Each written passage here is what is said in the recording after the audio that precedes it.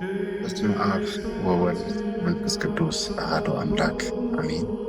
ሰላም እግዚአብሔር ይብዛላችሁ ባላችሁበት ሁላችሁ እንደምን ከረማችሁ። ቀደም ባሉት ቪዲዮቻችን ስለ 9 የመንፈስ ፍሬዎች ስናይ ነበረ።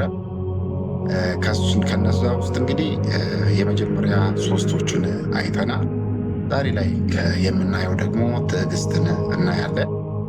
እንግዲህ ትዕግስትን ስናይ ከትርጉሙ እንነሳለን። ትዕግስት ማለት ምን ማለት ነው ብለን ስንጀምር ትዕግስት ማለት በአጭሩ መቻል ማለት ነው። ነገር ግን መቻል ስንል በዚህ በአንድ ቃል ብቻ የምንገልጸው ሳይሆን ትርጉሙ ከዛ የዘለለና ከዛ የሚያልፍ ነው።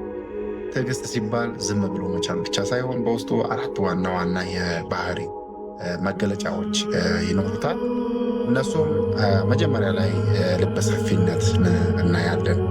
ልበሰፊነት የትዕግስት አንዱ ባህሪ ነው። ነገሮችን በችኮላ ከመወሰን ይልቅ ቆም ብሎ ማሰብ፣ የሰዎችን ድካም መረዳት፣ ለጥፋታቸው ወዲያውኑ ምላሽ አለመስጠት ማለት ነው ልበሰፊነት ማለት። ሌላው መሐሪነትን የሚያካትት ነው። የበደሉ ሰዎች በትዕግስት ማለፍና ይቅርታን ማድረግ የትዕግስት ትልቁ መገለጫ ዋናው መገለጫ ነው። ሌላኛው ትህትና ነው። በትዕግስት ውስጥ እንግዲህ ትህትና አለ። ምክንያቱም ትዕቢተኛ ሰው አይታገስም። ሁሉም ነገር በእኔ ፍላጎትና ፍጥነት ይሁን የማለት እሳቤ ስለሚኖረው ይሄ አንዱ የትዕግስት ባህሪ ነው። ሌላው መንፈሳዊ ኃይልን ነው የሚያካትተው። ትዕግስት የሰው ልጅ በራሱ ጥረት ወይንም በራሱ ጥረት ብቻ የሚያመጣው ሳይሆን በመንፈስ ቅዱስ ረዳትነት የሚገኝ ፍሬ መሆኑን ልናምን ይገባል። በመከራ መካከል እግዚአብሔር ያውቃል ብሎ ማመስገን የትዕግስት ጥንካሬ ነው። እንግዲህ እነዚህ የትዕግስት ባህሪያት ናቸው። ሌላ ላይ የአምላካችን የእግዚአብሔርን ትዕግስት የምናይ ነው የሚሆነው። እግዚአብሔር ታጋሽ ነው ስንል እኛ በበደልነው ቁጥር ወዲያው አይቆጣንም። እግዚአብሔር ይልቁንም ንስሐ እንድንገባና ወደ እርሱ እንድንመለስ ይጠብቀናል፣ ጊዜ ይሰጠናል፣ ይታገሰናል። ለዚህም ነው እግዚአብሔር አምላክ ትዕግስተኛ አምላክ ነው ብለን እናገር። ሌላው ከመጽሐፍ ቅዱሳዊ ማስረጃ ስንነሳ መዝሙረኛው ዳዊት በ103 ቁጥር 8 ላይ እግዚአብሔር መሐሪና ይቅር ባይ ነው፣ ከቁጣው የራቀ ምሕረቱም የበዛ ይላል። እንዲሁም አባታችን ቅዱስ ጴጥሮስ የጌታችን ትዕግስት መዳናችን እንደሆነ ቁጠሩ ይላል። ሁለተኛ ጴጥሮስ ምዕራፍ 3 ቁጥር 15 ላይ እግዚአብሔር ዓለምን ለማጥፋት ከመፍረድ ይልቅ በትዕግስት ስለጠበቀን ዛሬ ድኅነትን አግኝተናል። እግዚአብሔር አምላካችን ማለት ነው። ጊዜውን ስናይ እኛ ስንቸኩል እርሱ የዘገየብን ይመስለናል፣ ከትዕግስት ጋር ተያይዞ ከመታገሱ ጋር ተያይዞ።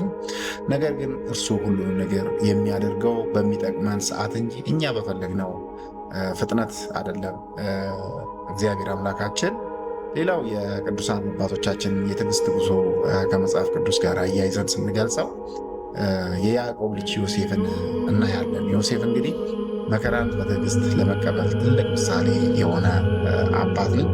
ወንድሞቹ በቅናሽ ሸጡት፣ በቅናት ሸጡት። በባዕድ አገር ባሪያ ሆኑ። በሐሰት ተከሶ ታሰረ። እግዚአብሔር በዮሴፍ ሕይወት ውስጥ ዝም ያለ ቢመስልም በትዕግስት ውስጥ ግን የግብፅ ባለስልጣን ሊያደርገው እያዘጋቸው ነበር። ዮሴፍ በስልጣኑ ወንድሞችን ከመበቀል ይልቅ በምሕረት የታገሳቸው በትዕግስት ፍሬ ስለተሞላ ነው። ሌላው ጻድቁ ኢዮብን እናያለን። ኢዮብ እንግዲህ በትዕግስት ምሳሌ ሆኖ ይነሳል። እንግዲህ በቤተ ክርስቲያናችን አስተምህሮ፣ በመጽሐፍ ቅዱስ አስተምህሮ አባታችን ቅዱስ ጻድቁ ኢዮብ ሁሌም ትዕግስት በተነሳ ቁጥር ትዕግስትን እንደ ኢዮብ ብሎ የሚነሳው። በአንድ ቀን ሀብቱን ንብረቱን 10 ልጆቹን አጣ። ከባድ በሽታ ደረሰበት። ጓደኞቹ እና ሚስቱ ተስፋ እንዲቆርጥ ቢገፋፍጡም እርሱ ግን እግዚአብሔር ሰጠ፣ እግዚአብሔር ነሳ፣ የእግዚአብሔር ስም የተባረከ ይሁን። እጅግ በጣም የሚገርም ጽናትና ትዕግስት ነው በእውነት። እንግዲህ ይህንን በማለት በትዕግስት ጸንቷል። በመጨረሻም እግዚአብሔር ከበፊቱ እጥፍ አድርጎ ባረከው አባታችን ኢዮብን። ያዕቆብ ምዕራፍ 5 ቁጥር 11 ላይ ይህንን እናገኛለን። ሌላው ትዕግስትን በተግባራዊ ህይወት ስናይ ትዕግስት ለታላቅ ውጤትና ስኬት ብቸኛው መንገድ ነው።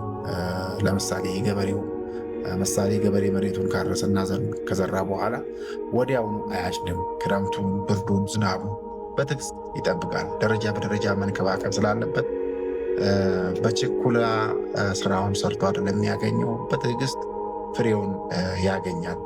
ሌላው የትምህርት ጉዞ ነው። አንድ ህፃን በአንድ ቀን መሐንዲስ ወይም ሐኪም መሆን አይችልም። ከፊደል ቆጠራ ጀምሮ ዓመታትን በትዕግስት ማሳለፍ አለበት።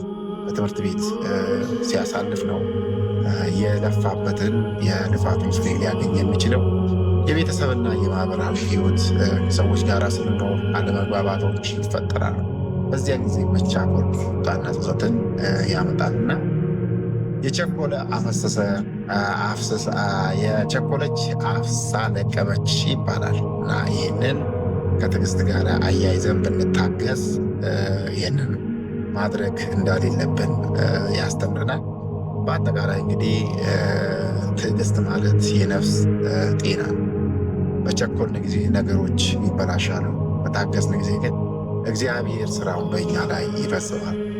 ችኮላ የትዕግስት ጠላት፣ የጸጸት አባት ነውና ስለዚህ በፈለግነው ጊዜ ነገር ካልተፈጸመ መበሳጨት የለብንም። ሰዎች ሲበድሉ ወዲያው ለመበቀል መቸኮል የለብንም። በጸሎት የእግዚአብሔርን ጊዜ በትዕግስት እንጠብቅ። በትዕግስት የምትጸኑ ብፁዓን ናችሁ ይላል ቃሉ። ስላዳመጣችሁኝ አመሰግናለሁኝ። እግዚአብሔር ይስጥልኝ። ይህ ቪዲዮ ከተመቻችሁ ላይክ፣ ሰብስክራይብ እና ሼር በማድረግ አባላችን የሆኑ ሀሳብ ካላችሁ በኮሜንት ሀሳባችሁን አጋሩን። አመሰግናለሁ።